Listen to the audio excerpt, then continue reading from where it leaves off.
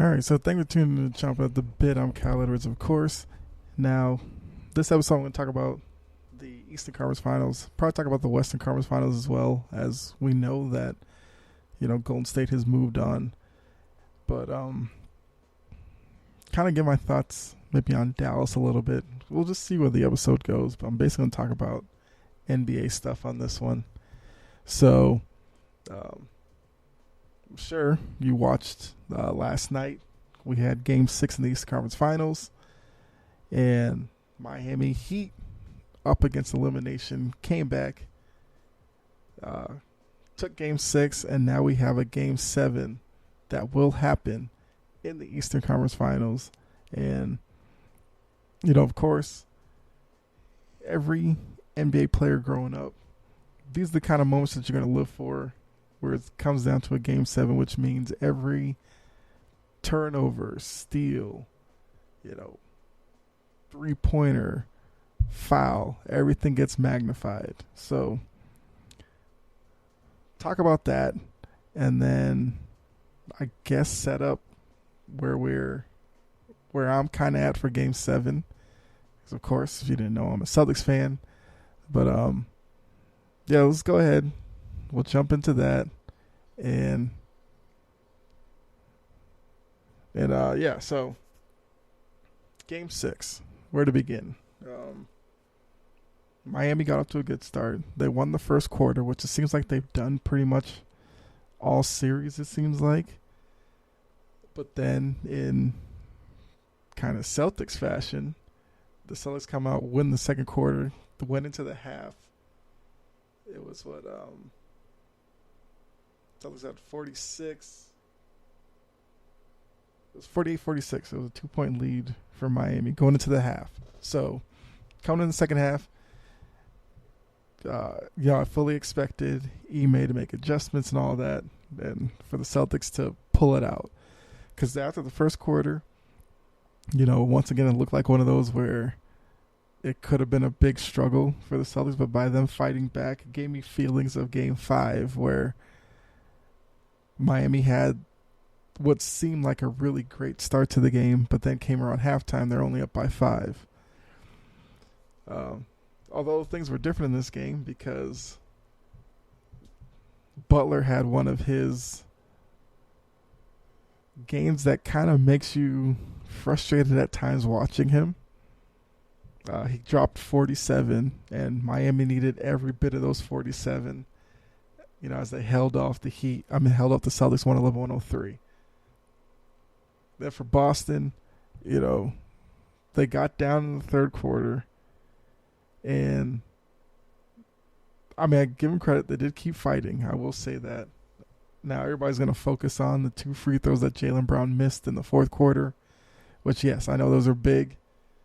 He went 7 for 9 from the free throw line, and we've seen that parts in this postseason where Jaylen Brown has struggled from the line. But, that's just the way it is. Tatum had 30, and he only took 12 shots. He also got to the free throw line 8 times. He went 8 for 8. So, yes, you probably would have liked to see Tatum probably take more shots, because conversely, Butler took 29 shots, got 47 points, and went to the free throw line and was 11 for 11 from there. So I think one thing that I'm expecting, well, I guess I can't say I'm expecting, but I would like to see more from the Celtics come Game 7. Because in Game 6, what seemed to turn the tide back to Miami once the Celtics made their run, they got to within 1, I believe. Then I think Butler hit a 3 to make it 4. But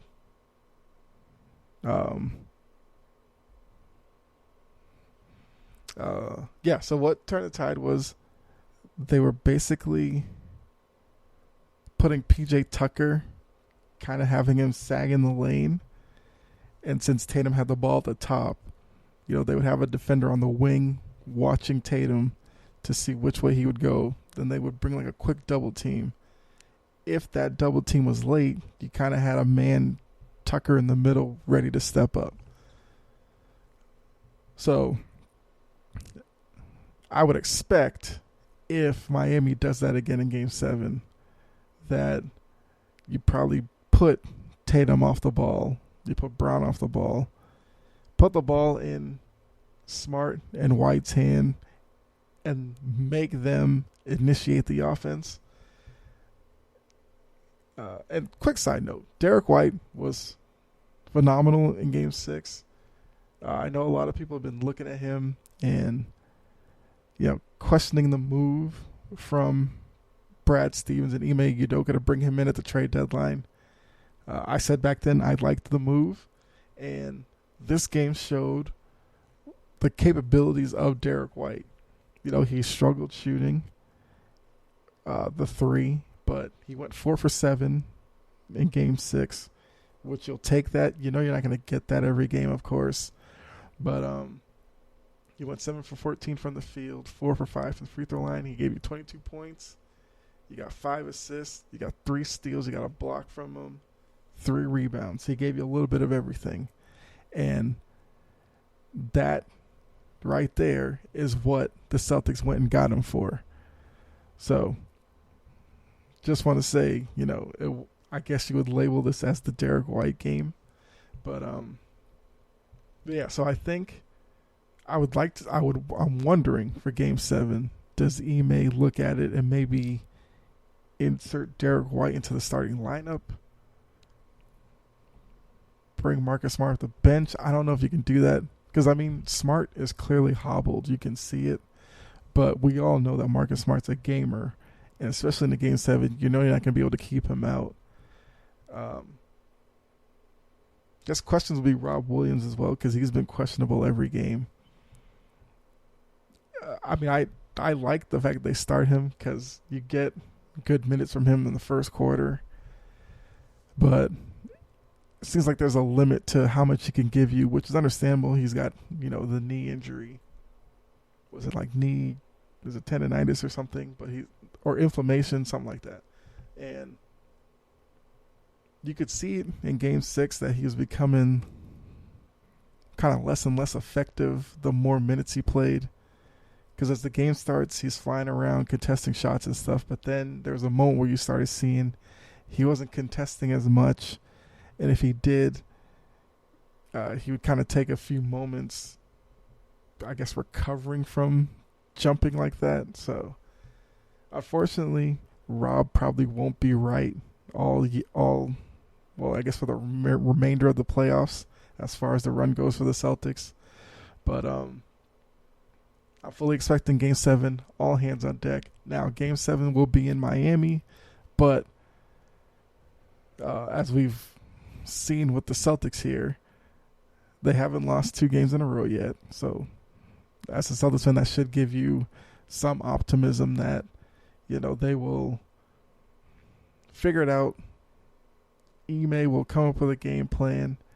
And can you fully bank on Jimmy Butler giving you another 40-plus point performance in a Game 7? He's capable of it, yes. But we haven't seen him do that throughout this run, at least in the Eastern Conference Finals, because I think Butler had about 3 games worth where there's questions about his knee and all this, and then he, gave you this gem in Game 6. So don't know what to expect from him. The trouble will be Game 7 back in Miami. The Celtics could play the best defense on Butler as they can. And because it's in Miami, maybe Strus or PJ Tucker burn you because they're at home. It's the danger in not finishing this off in Game 6 when it was in your home building. And it would have been perfect with the Eastern Conference MVP trophy being the Larry Bird trophy that they would have awarded in Boston, but didn't happen that way. And yes, I was on Twitter talking to some people. Some Celtic fans were devastated by it. And I do understand that up to a point. But there's been several times this postseason run, actually this whole season, we could look at it in totality, where the Celtics have been doubted or questioned or all that. And from, I guess you'd say, January on, they've always answered the doubts.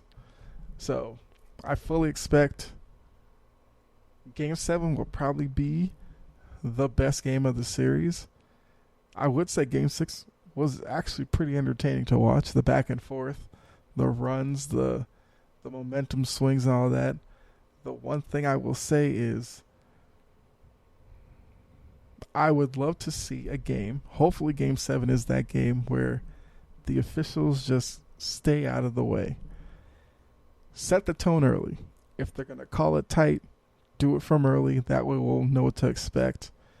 I preferably would say let these two teams play it out. Let them both be physical up until a point, of course.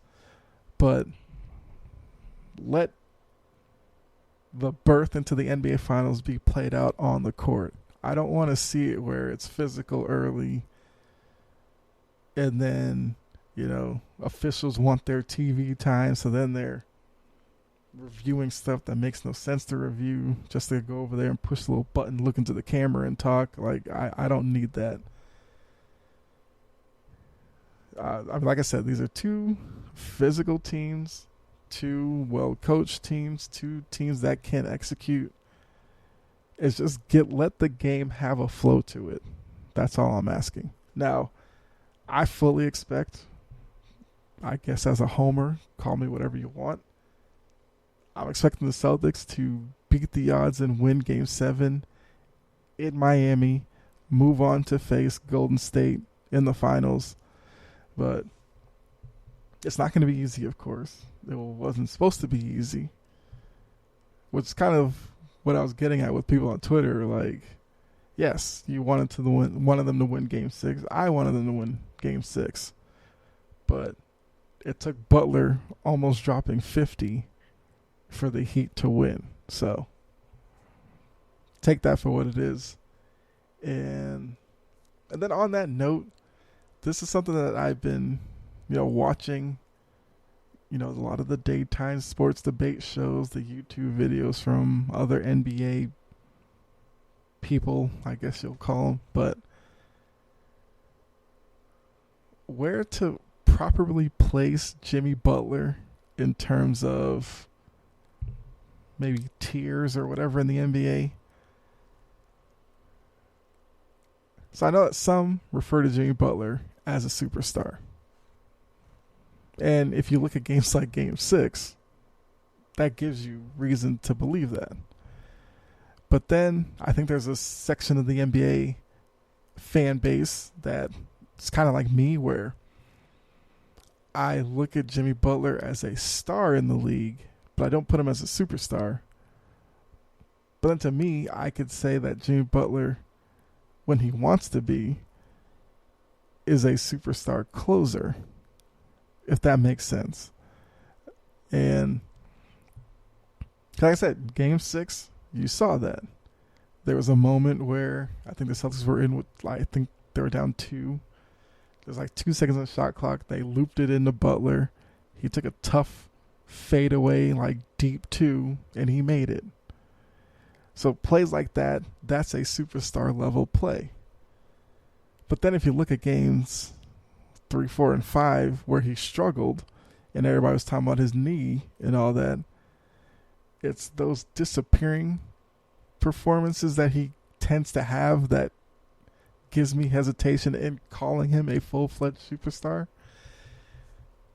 And if you even look at All NBA, which I'll probably do another episode about All NBA voting and all that, pretty sure Butler wasn't on either of the 3 All NBA teams. So it's kind of hard to picture a guy as a superstar if they're not an All NBA player.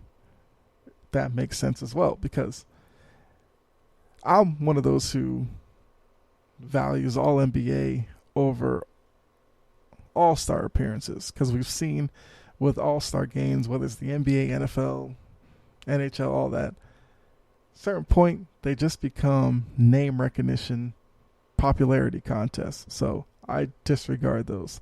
But All NBA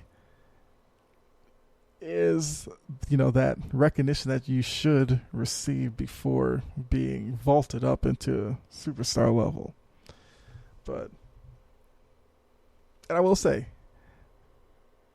I don't know if you can figure this out from the way I'm talking about him. I actually am a Jimmy Butler fan.